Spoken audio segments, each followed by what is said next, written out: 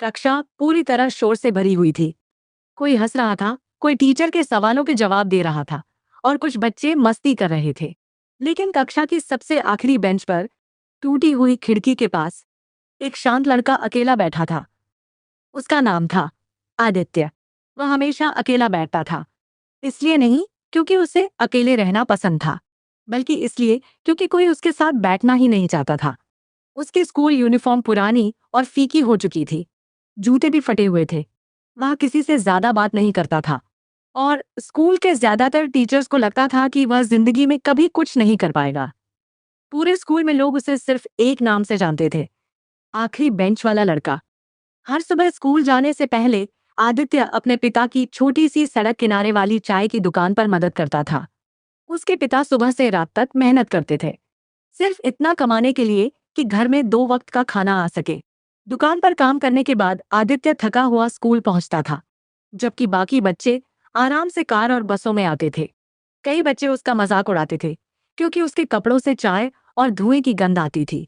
एक दिन क्लास में एक लड़का जोर से हंसते हुए बोला, सर, आदित्य को पहली बेंच पर मत बैठाइए, वरना पूरी क्लास में चाय की बदबू आ जाएगी।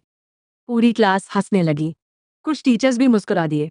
आदित्य ने चुपचाप अपना सिर नीचे कर लिया, लेकिन अंदर ही अंदर वह बुरी तरह टूट गया था। आदित्य पढ़ाई में कमजोर नहीं था, असल में वह बहुत होशियार था, लेकिन उसकी जिंदगी परेशानियों से भरी हुई थी। ऐसी परेशानियां जिन्हें किसी ने समझने की कोशिश ही नहीं की। रात को वह अक्सर चाय की दुकान पर काम करते हुए ही पढ़ाई करता था, क्योंकि घर में पढ़ने के लिए शांत जगह नहीं थी। कई बार वह सिर्फ 3-4 घंटे ही सो पाता था और कभी कभी तो बिना नाश्ता किए स्कूल चला जाता था, क्योंकि घर में पैसे ही नहीं होते थे। धीरे धीरे उसके नंबर गिरने लगे। टीचर्स ने उससे उम्मीद रखना छोड़ दिया। एक दिन पेरेंट्स टीचर मीटिंग में उसकी क्लास टीचर ने उसके पिता से ठंडे स्वर में कहा, आपका बेटा जिंदगी में कुछ नहीं कर पाएगा। यह सुनकर उसके पिता का दिल टूट गया। उस रात दुकान बंद करते समय उसके पिता ने धीरे से पूछा, बेटा सच बता, क्या तू पढ़ाई छोड़ना चाहता है? आदित्य की आंखों में आंसू भर आए। उसने तुरंत सिर हिलाकर कहा, नहीं पापा, मैं बस एक दिन आपको गर्व महसूस करवाना चाहता हूँ। उसके पिता भावुक होकर मुस्कुराए और उसके कंधे पर हाथ रखकर बोले, मुझे तो पहले से ही तुम पर गर्व है। उस रात के बाद आदित्य पूरी तरह बदल गया।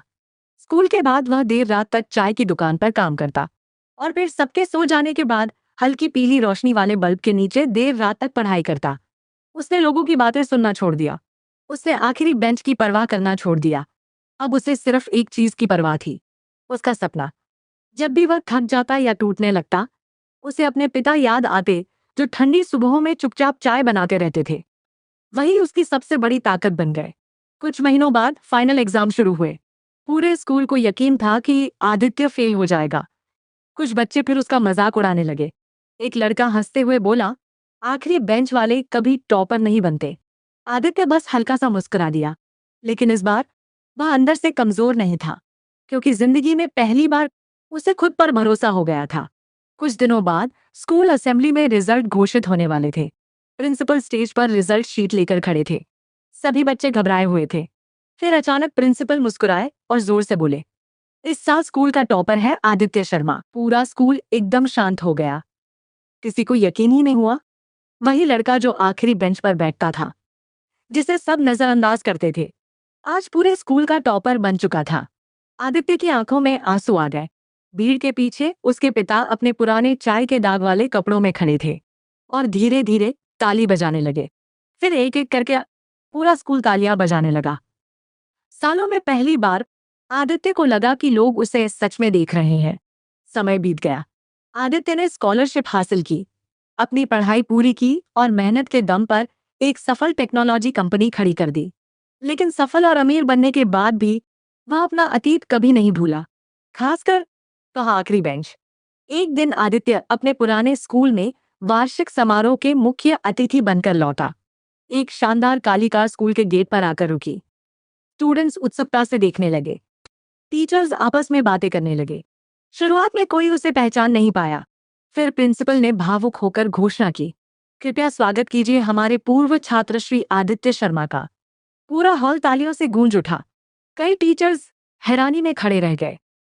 वही आखिरी बेंच वाला लड़का, आज शहर के सबसे युवा सफल उद्यमियों में से एक बन चुका था। आदित्य धीरे धीरे स्टेज की ओर बढ़ा, लेकिन भाषण देने से पहले उसने कक्षा के कोने में रखी उस पुरानी आखिरी बेंच की तरफ देखा। वही बेंच जहां वह कभी अकेला बैठा करता था। उसकी आंखें नम हो गईं। उसने गहरी सांस ली और कहा, सबको पहली बेंच वाले याद रहते हैं।